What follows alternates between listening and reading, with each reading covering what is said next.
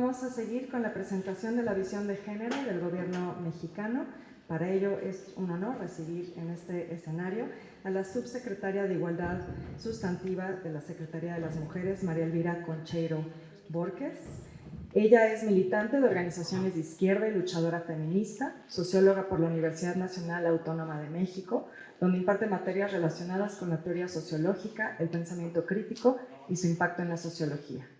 Ha sido investigadora en el Centro de Investigaciones Interdisciplinarias en Ciencias y Humanidades y el Instituto de Investigaciones Económicas, ambos de la UNAM. Fungió como directora del Centro de Estudios del Movimiento Obrero y Socialista y de la revista Memoria, publicación periódica de dicho centro de investigación. Autora de varias publicaciones, entre las que destacan El poder de la gran burguesía, El gran acuerdo, Empresarios y gobiernos en la modernización salinista y Reencuentro con Marx, Praxis y partido. En 2018 fue nombrada tesorera de la Federación. Actualmente ocupa el cargo de subsecretaria de Igualdad Sustantiva en la primera Secretaría de las Mujeres de México. Adelante, subsecretaria.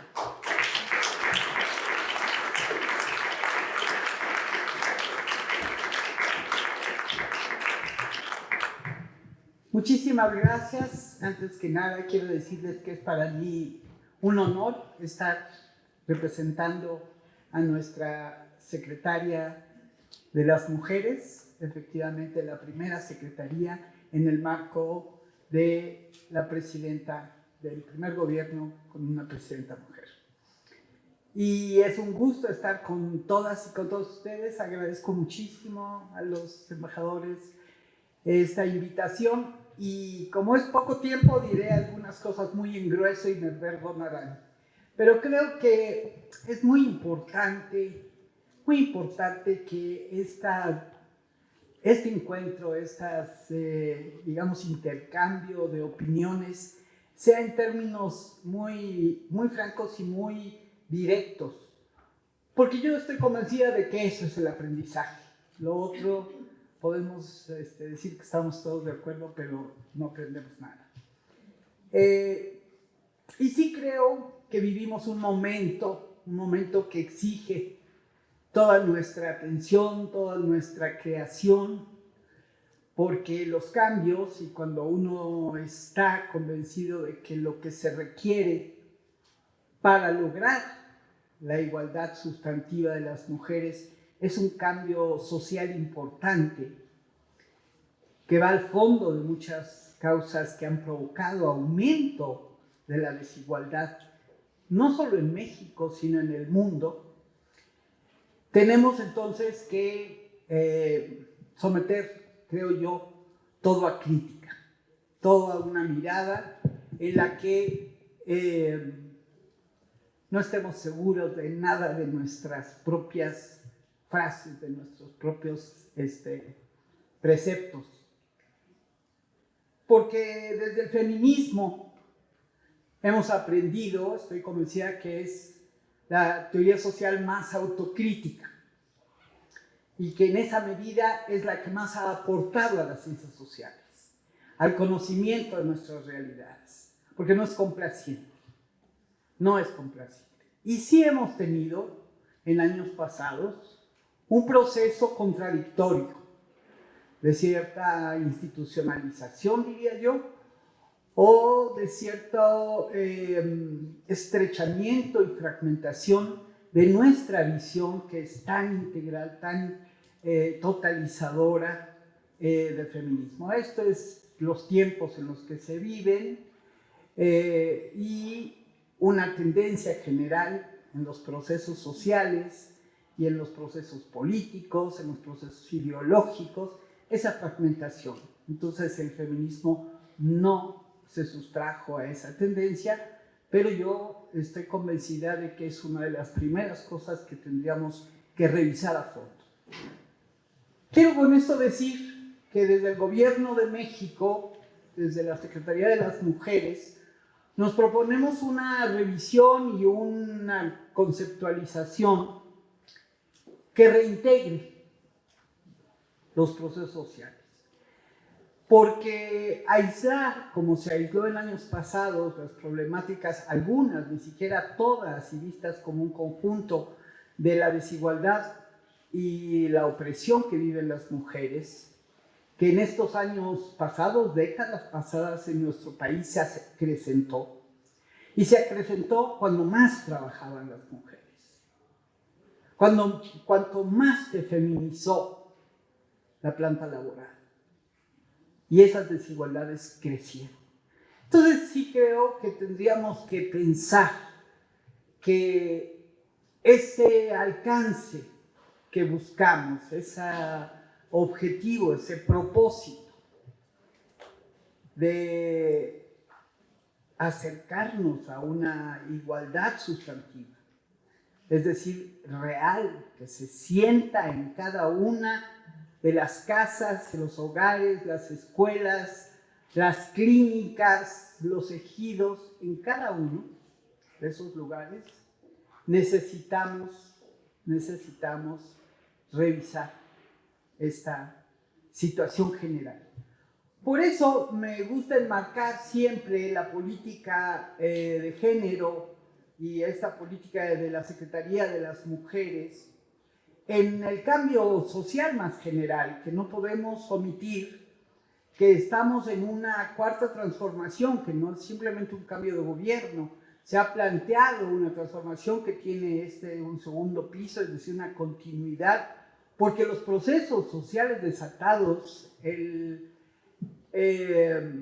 digamos, ese proceso de devastación neoliberal, que a nuestros países les implicó un despojo de sus riquezas. Más de 40 millones de mujeres y hombres expulsados para ir a trabajar en las peores condiciones a los países del norte, especialmente Estados Unidos, pero también países europeos y Canadá, desde luego. No solo eso, sino salarios de hambre, procesos de deterioro extraordinario, de precarización de las condiciones de trabajo. Por eso tenemos que hablar desde nuestra especificidad. No es lo mismo, nunca será lo mismo, cuando la acumulación de la riqueza en nuestro mundo está concentrada en unas cuantas manos y en unos cuantos países del norte. Porque esa es la verdadera desigualdad. Ahí está la desigualdad que se ve en cada casa y en cada mujer. Porque en el cuerpo de las mujeres, estas décadas pasadas, se marcó aún más y con tinta indeleble esas desigualdades mundiales. Esa concentración obscena de la riqueza, y hay que decirlo permanentemente. Porque entonces, ¿de qué estamos hablando cuando hablamos de tener un empleo? De salarios de hambre aquí. De efectivamente un trabajo precario que no tiene seguridades sociales.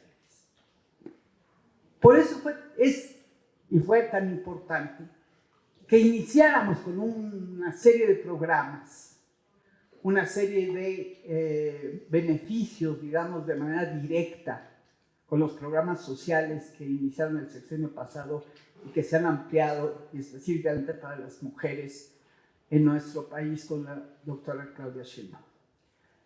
Pero son paliativos. Hoy lo decía bien, hoy o ayer, no recuerdo, la presidenta. Estamos aquí en una lucha permanente por un desarrollo económico que no sea crecimiento y menos numérico simplemente o estadístico, sino que el bienestar llegue realmente a las familias. Que se sienta un cambio en las condiciones de vida. Sin eso no podemos hablar en abstracto las feministas de igualdad de las mujeres, porque estamos en ese ámbito de millones de pobres. Por eso, la primera guía de nuestro gobierno, y en relación a las cuestiones de género, es por el bien de todos, primero las pobres. Esto no es una frase de campaña. Yo me he convencido de eso, o por lo menos trabajo en esa dirección. Sino es un programa. Es un programa que implica conocer esa realidad, aprender de esa realidad y encontrar en eso la especificidad, porque es muy fácil repetir programas o ideas o esquemas de otros lados y después decir, ¿por qué no funcionó aquí? ¿O por qué no ha funcionado? ¿Qué ha pasado? México tuvo, durante los años del milagro mexicano, un Estado social que nunca impactó en las mujeres. Entonces hay mucho más que ver que un Estado social para entender que es un tema político, como hemos dicho las feministas. Es un tema político el que tenemos que enfrentar. Y ese tema, ese aspecto político es desde dónde estamos trabajando y para quién estamos trabajando. Entonces es un programa, pero es también una epistemología, una manera de conocer, que nos obliga a esto que yo decía inicialmente, a ver al conjunto social, a entender por qué sucede una cosa y no desligarla de otra. No podemos entender las desigualdades acrecentadas sin esta acumulación extrema de la riqueza en unas cuantas manos, en el mundo, pero en nuestro país, uno de los más desiguales en ese sentido. En décadas pasadas, que ya dejamos atrás, parece que muy lejos, pero no es hace tanto, se presumía de los hombres ricos, porque eran hombres además, que pasaban a las filas de Forbes a hacer esos nombres, mientras aquí aumentaba el hambre y la migración para no morirse de hambre. Esa es la realidad. Entonces, bueno, la primera política, la primera cuestión que es muy práctica en este gobierno, es atender esa realidad. Entonces decía yo, una parte son los programas sociales, sin duda alguna, y programas sociales que van también haciendo un énfasis en que entre todos los pobres, los peores son las pobres. ¿Y cómo podemos trascender simplemente esos programas que son paliativos, que han sido importantes por su magnitud, porque son para muchos aspectos y muchos sectores y muchas razones, para los jóvenes para estudiar, a los niños para estudiar, a las mujeres por su edad, a todos los mayores de edad, etc. Pero si no cambiamos, como estamos intentando, una estructura socioeconómica que afecte esa desigualdad brutal que hay aquí, esta será pues una política de buenas intenciones. Yo apuesto más por ese tipo de políticas y de programas, digo más al lado, porque tiene otra profundidad y es muy interesante. Yo les invito a estudiarlo, a conocerlo. Este programa de Sembrando Vida. Sembrando Vida ha sido un programa integral de rescate del campo mexicano, que implica alimentación, que implica recursos, que implica detener la migración, que implica disputar al crimen organizado, a jóvenes y campesinos y campesinas, que ante la falta de oportunidades abraza, sin dudarlo, esas actividades criminales. Y has tenido una perspectiva de género. Ha sido uno de los programas, además muy exitoso, muy bien planeado,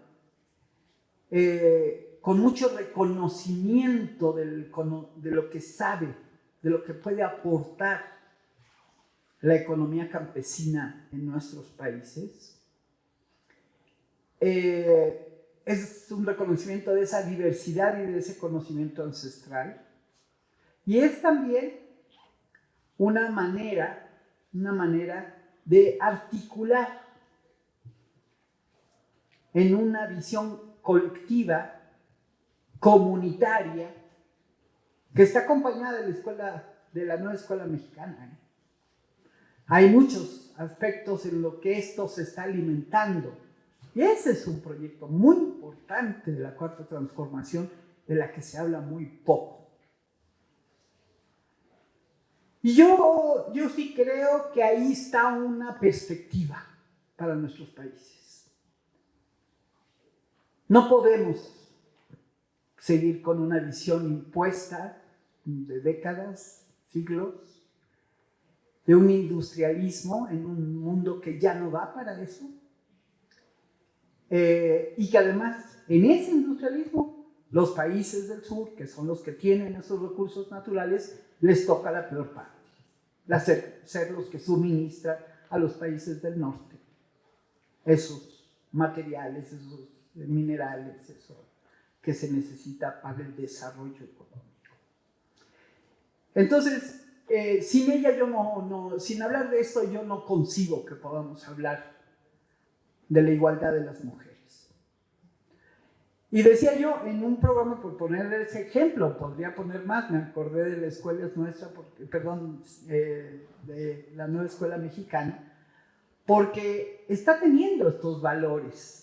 Tenemos que hacer comunidad.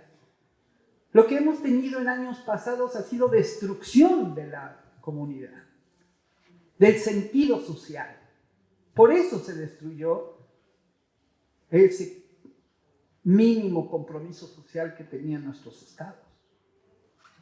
Porque esto ocurrió en la sociedad misma y se fragmentó, por eso también aumentó esa delincuencia, esa violencia, esa desesperación en los hogares, en las casas, en las familias, entre los compañeros, entre los jóvenes. Es reconstruir esto, pero ¿cómo lo vamos a reconstruir?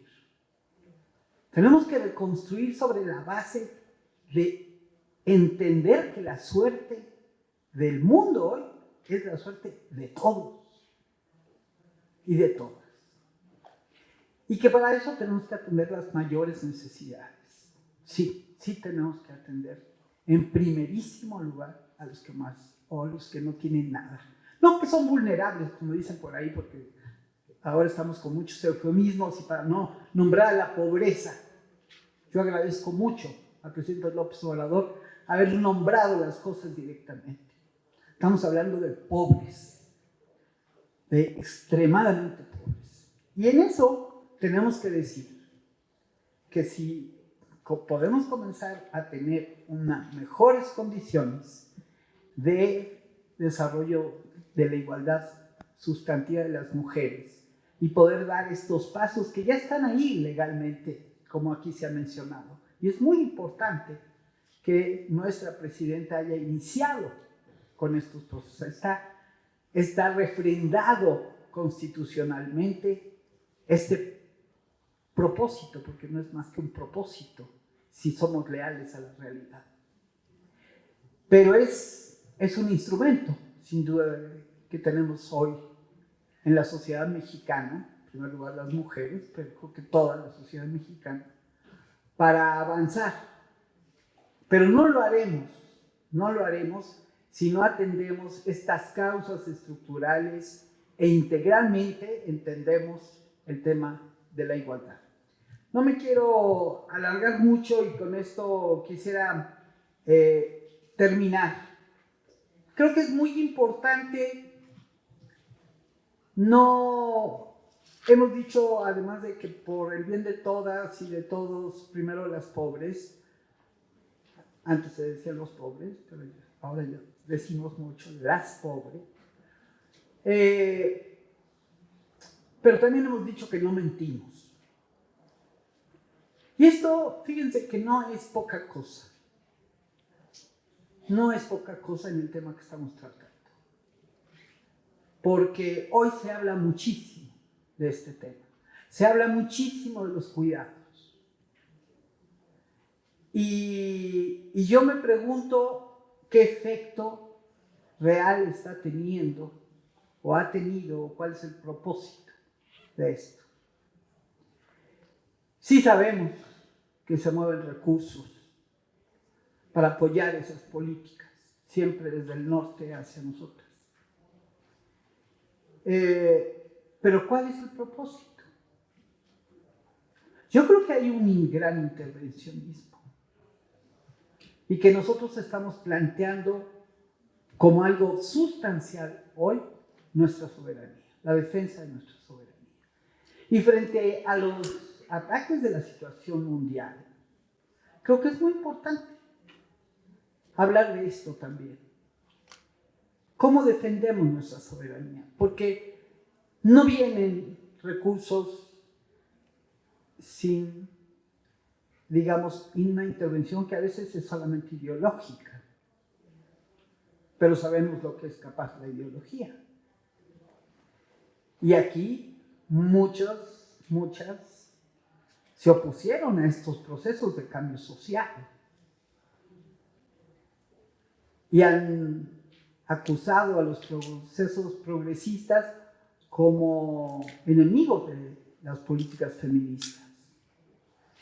Y yo creo que hay mucha influencia ideológica de eso. Y que es muy bueno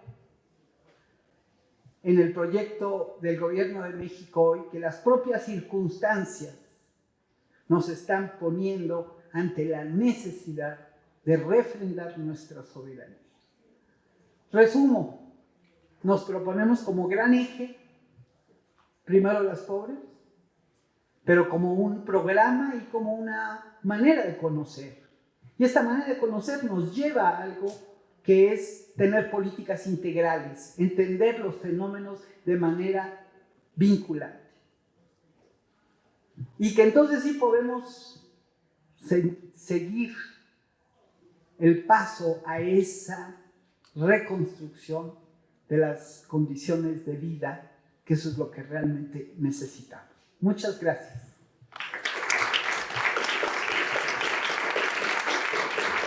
Muchas gracias, subsecretaria.